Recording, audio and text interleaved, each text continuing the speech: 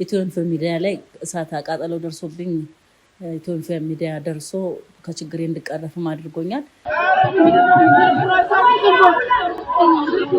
ገብተናል፣ ቤታችን ገብተናል። ክብሩ ይስፋ ለመድኃኔዓለም። ከልብም የኢትዮጵያን ሕዝብ ላመሰግን ወዳለሁ። ቤቱ እንደተቃጠለብን እዚች አካባቢ ላይ ነበር አርፈን የነበረው። ድንኳን ነበረ። ድንኳኑ ሲነሳ ቆርቆሮ በቆርቆሮ ነበር እንደምታዩት። አላፍርም፣ አንገቴን አልደፋም። ያኔም ቀን አድርጋችሁኛል አይደለም? አሁን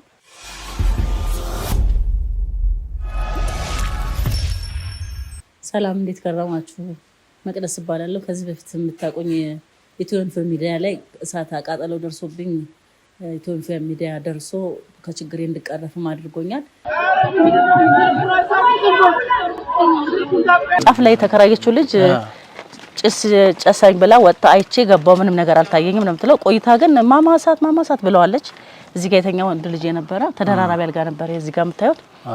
ከዛ እሱ ማማ ተነሽ እሳት አለኝ። ተነስቼ ሳይ እዚህ ጋር በነበረው ፍሬንች በጣም ወገግ ብሎ ይታያል። ወይኔ ልጆቼን ብዬ እንዲህ አስወጣልኝ፣ ቤቢ አስወጣልኝ፣ ልጆቹን አስወጣልኝ፣ ወደ ጫካ ሄዱ ብዬ ስል በቃ ጣጣጣጣጣ ማለት ጀመረ። እንደውም እኔ እግሬ ሁሉ ተሳሰረብኝና ቧንቧም ልከፍት በቃ የማደርገው ነገር ጠፋኝ። በእኔ ኃይል የሚጠፋም ሁሉ መሰለኝ። በደቂቃ በቃ የጎረቤት ቆጣሪ ፈነዳ፣ የኔ ፈነዳ። ልጆቹ ወጥተዋል ሲባል አዎ ወጥተዋል እየተባለ እያለ አረብ ብቻውን አላየሁም ማለች የመጨረሻ 5 ዓመት ልጅ። ወይኔ ልጄን ብያጉንብሽ እዛኛው ነው የኛ መኝታ ትንሽ ራቅ ይላል። እዛ ስገባ ሞቀኝ እኮ እያለ ስምጥ ብሏል ከበሙቀት እንዲህ በቃ ማተሙን አንጠልጥዬ ነው ወደ ውጭ የወረወርኩ። ልክ እሱ ኖር ብሬ ዞር ስል በቃ መፈንዳትና ወደኛ ቤት መግባት ጀመረ። መስታወት ሁሉ መፈንዳት ጀመረ። ልጁን እስከማውጣ ድረስ እዚህ ጋር አልደረሰም ነበር እሳቱ። ምንም ነገር ማትረፍ አልቻልኩም። ማሽኑ ይሄን እንኳን መጎተት እንችል ነበር፣ ግን ወላፈኑ እናንተ ነው አላስጠጋንም። ደግሞ ድንጋጤውም ስለሚኖር ከባድ ነው። ሌሊት 7 ሰዓት ነው ምንም ማታስበው በቃ። አዎ። ከዛም በፊት ደግሞ አዳዲስ ታዋቂ የነበሩ አርቲስቶች እነ ዳዊት ጽጌና ብዱካያርና ሰለሞን ሙሄ መተው አይተውኝ አግዘውኛል። ብዙም ነገሮች አሰባስበውልኝ ለዚህ እንድበቃ አድርገውኛል። እንግዲህ ወገኖቻችን እንደምታውቁት እሳት እጅግ በጣም የላቀ ጥቅም እንዳለው ሁሉ ደግሞ ሲጎዳም አደጋው ከባድ ነው። እንግዲህ እኔ የመሰለ ቤተሰብ በአንዲት ጀንበር በእሳት አደጋ ምክንያት ወደዚህ ተቀይሯልና እንደምታዩት የዚህ ቤት ባለቤት የሆነችው መቅደስ የ4 ልጆች እናት ነች። 4 ልጆችሽ እንዴት ተረፈዋል?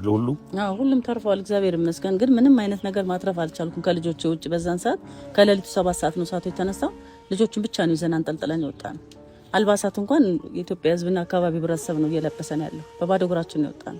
መልካም፣ እንግዲህ በምን ሁኔታ ይኖራሉ እናየዋለን። አሁን እኔ የኢትዮጵያን ሕዝብ የምጠይቀው ነገር በሌሊቱ 7 ሰዓት ነው የተነሳብኝ እሳቱ ባልታወቀ ነገር። ጦቤ ከምንኖርበት ልጆችን ሰብስቤ ከምንኖርበት ቦታ ላይ በድንገት የተነሳ እሳት ነው ዛሬ እንዲህ ሜዳ ላይ እንደወድቅ ያደረገኝና ኢትዮጵያ ሕዝብ እጅ ላይ ተያይዞ ወደ ቦታዬ እንድመለስ እንዲረዳኝ ልጆቼንም ከጅብ አፍ እንዲታደግልኝ ነው ፈልገው። አካባቢያችን ተስፋ ልጅ ጀርባ እንደመሆኑ መጠን ጅቦች በጊዜ ነው የሚመጡት። ድንኳኑ እየታከኩ ነው የሚያድሩት። እኔም ሆነ ልጄ ተሳቀን ነው የምንኖረው። አስጊ ደረጃ ላይ ነው ያለነው። ዝናብም ነው። ድንኳኑም ደግሞ ያው መተዳደሪያ ደንብ የለንም። ጊዜው አልፏል። አፍርሽ አንሺ እያሉኝ ነው።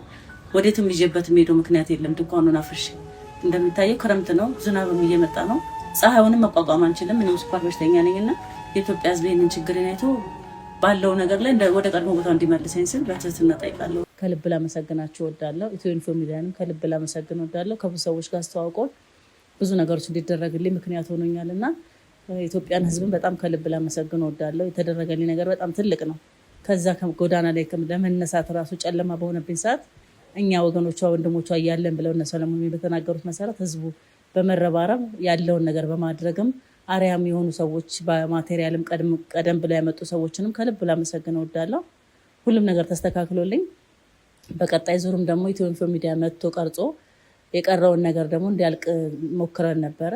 እግዚአብሔር ይመስገን። ያው ቆርቆሮ እንኳን ተመቶ በር ተገጥሞ መግባት ብችል ብዬ ነበረ። ይሄ ሁሉ በኢትዮጵያ ሕዝብ ቸርነት የተደረገው አሁንም ደግሞ ቀጣይም ብለው ያደርግልኛል። እዚህ ያደረሰኝ የኢትዮጵያ ሕዝብ አሁንም እግዚአብሔርም ላያስጨርስ አላስጀመረንም፣ ያደርግልናል።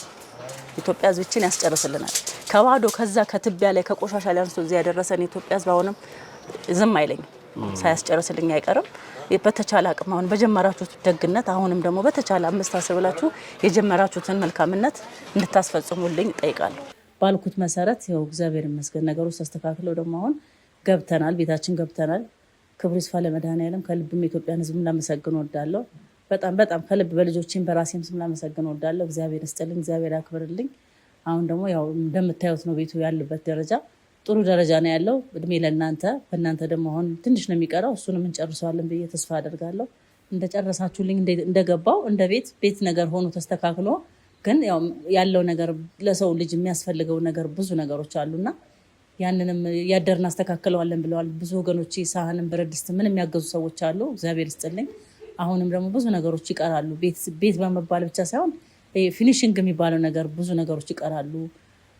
አሁን ልስን ራሱ ግማሹ ተለስኗል፣ ግማሹ አልተለሰነም። እንደ ቀለም የሚባል ነገር ከላይ ከኮርኒስ በላይ የሚሰሩ ስራዎች ያሉት ነገሮች ወደ መሬቱም ስንዞር ውሃ መተጣጠቢያ ምናምን መስመር ዝርጋታዎች ነገሮች እነሱ ትንሽ ይቀራሉና እሱንም አብረን በጋራ ያለውን ነገር እንደጀመራችሁ እንደምታስጨርሱኝ ተስፋ ስለማደርግ አሁንም ከእናንተ ጋር ነኝ ያለሁትና እንደምታግዙኝ ተስፋ አደርጋለሁ።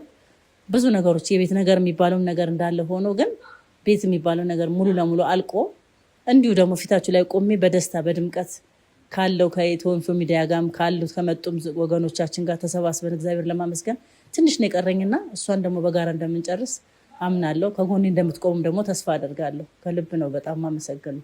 ይሄ ለኢትዮጵያ ሕዝብ በጣም ትንሽ ነው፣ በቃ ትንሽ ነው።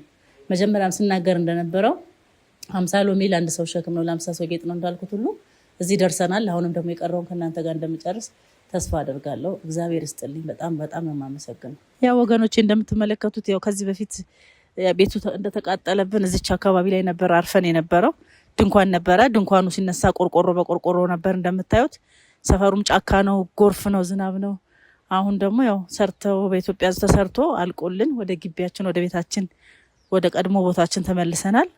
ያው እዚህ ጋርም ሲሰራ አይታችሁታል የነበረው የተቃጠለው እንጨት ምንም ይሁን እንደምታዩት ነው። የሁሉ ነገር በእናንተ ነው የሆነውና አሁንም ደግሞ የምንደርስበትን ቀጣዩን ያለውን ነገር በሙሉ ለእናንተ ላሳውቃችሁና ደስታዬን ከእናንተ ጋር ለማብሰር ስለምፈልግ ያለውን ነገር እናንተም የደረሰች እንዴት ሆነች እያላችሁ ስለሆነ እየጠየቃችሁ ያላችሁት ያው እኔም የደረስኩበትን ለእናንተ እያሳወቅኩ ነው ዕለት ዕለት። በጣም ነው ከልብ የማመሰግነው። እግዚአብሔር ይስጥልን። ያው ቤቱም እንደዚሁ አምሮ ቆሟል። በእናንተ ነው ያማረውና መጨረሻው ደግሞ የበለጠ አምሮ ከእናንተ ጋር ደስታዬን እንድካፈል እግዚአብሔርን ለምነዋለሁ እድሜና ጤና እንዲሰጠን ማለት ነው።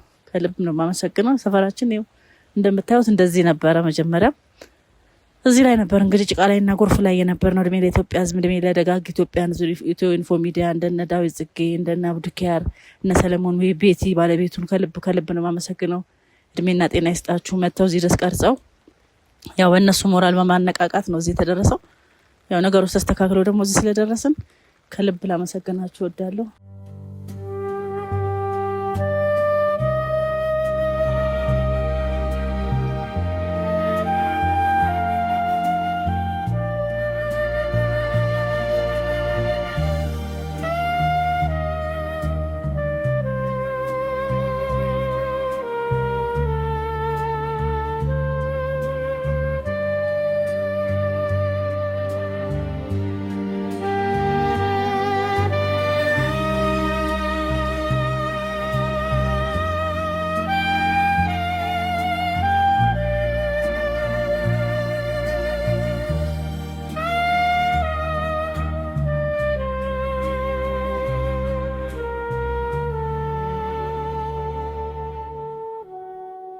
ከዚህ በፊት እንዳያችሁት እዚህ ጋር ተቃጥሎ የነበሩት እቃዎች በሙሉ ያው ቤቱ እዚህ ደርሶልናል እና በእናንተ ትብብር እዚህ ደርሷል። አመሰግናለሁ በጣም። አሁንም እንደምታዩት ትንሽ ከላይ ያሉ ነገሮች ይቀራሉ። እነዚህ ጌጥ ተብለው ያው መሆኑ ካልቀረ የኢትዮጵያ ሕዝብ ማስታወሻ መሆኑ ካልቀረ ብለው እንደዚህ አይነት ጌጦችም ሰርተው ነበረ። እነሱ ነገር ትንሽ ይቀራል። ማቴሪያል እና የባለሙያ እጥረት የገንዘብ እጥረት ምናምን ስለሚሆን እሱ ነገር ነው ትንሽ የሚቀረው። ከዛ በተረፈ ግን ያው እስከ ትላንትና ድረስ ሰው አቅሙ የፈቀደውን ነገር እያደረገልን ያለው። የቀረውን ደግሞ ከእናንተ ጋር አብረን እንደምንጨርሰው አድርጋለሁ። ያው ክረምትም ስለሆነ አሁን መብራት ትንሽ አያይዘናል፣ ተገጠሙልናል። መስራት አልጀመርንም። ያው እንደ ኤሌክትሪክ ምጣዱ ምናምንም ነገሮች ትንሽ ስለሚቀሩ እሱን ለማስተካከል ትንሽ ይቀረናል። እንግዲህ ነገሮች ይስተካከላሉ ብለን ተስፋ እናደርጋለን። ያው ክርስቲያን ተስፋ አይቆርጥም። የኢትዮጵያ ሕዝብ ከጎኔ ስላለ ተስፋ አደርጋለሁ።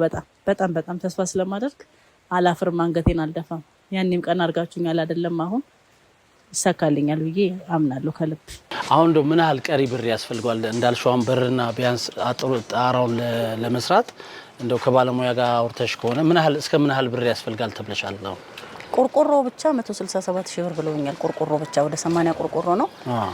20 32 ጌጅ ነው ምናምን የሚባል ነገር 167 ሺህ ብር ነው። 80 ቆርቆሮ ነው የፈጀው ብለው ቆርቆሮ ግን እንጨት ሞራሌ ምናምን የሚባሉት ነገሮች ወደ ታች የሚወርዱ ነገሮች አሉ፣ በሮች አሉ እዚህ ጋር እነሱ ከዛ ለበሩስ የቆርቆሮ ነው 100 ምናምን ከተባለ በር አጠቃላይ አሁን እንደው እንዳልሽው በርና ጣራውን አርጎ ሌላው ፊኒሺንጉ ቀርቶ እንደው በሰላም ገብታችሁ ቀስ ያላችሁ እንዲያልቅ ለማድረግ እንደው ቢያንስ ስንት ብር ያስፈልጋል? 600 ሺህ ብር ያስፈልጋል ብሎኛል ልጁም ራሱ 600 ሺህ ብር ቢኖር በርና መስኮቶቹን እና ይሄ የውሃን መብራቶቹን ብንገጥምልሽ ሌላውን ቀስ በቀስ የጂፕሰን የሚባለው ምናምን እያደረ መሰራት የሚችል ነገር ነው። አዎ እሱ መሬቱም ይሄን ተጠርጎ ዝም ብሎ ምንጣፍ አንጥፎ መቀመጥ የሚቻል ነገር ነው። ግን ውሃውን መስመር ቢዝና መብራት ለልጆች ማጥኛም ምጣድ ማብሰያም አሁን በየቤቱ ነው እየተዞረ የሚጋገረው። እንደዚህ ደግሞ ሰው ሰራተኛ ኖሮ ደግሞ በሚሰራ ሰዓት ሰው ወጥም እንጀራም ያመጣል። ባለፈውም እንዳየው አሁንም እያገዙ ያሉት እና እቺ መብራቷን ውሃዋንና አንድ በርና መስኮት ቆርቆሮ ከሆነ ለኛም በቂ ነው። 600 ሺህ ብር እንደሚያስፈልግ ነግሮኛል ከቆርቆሮ ውጪ እንጂ ቆርቆሮ ብቻ 167 ሺህ ብር ብለዋል። ዴች ገዳ ነው ምናምን የሚባል ቆርቆሮ። በፊትም እንደነገርኳችሁ በርና ቆርቆሮ ከተገጠመልኝ ይገባለሁ ብዬ ነበረ። ቆርቆሮ ተመቶልኛል፣ በሮችም ተገጥመውልኛል፣ ገብቻለሁ። እድሜ ለእናንተ ለኢትዮጵያ ሕዝብ ለወገኖቻችን አመሰግናለሁ።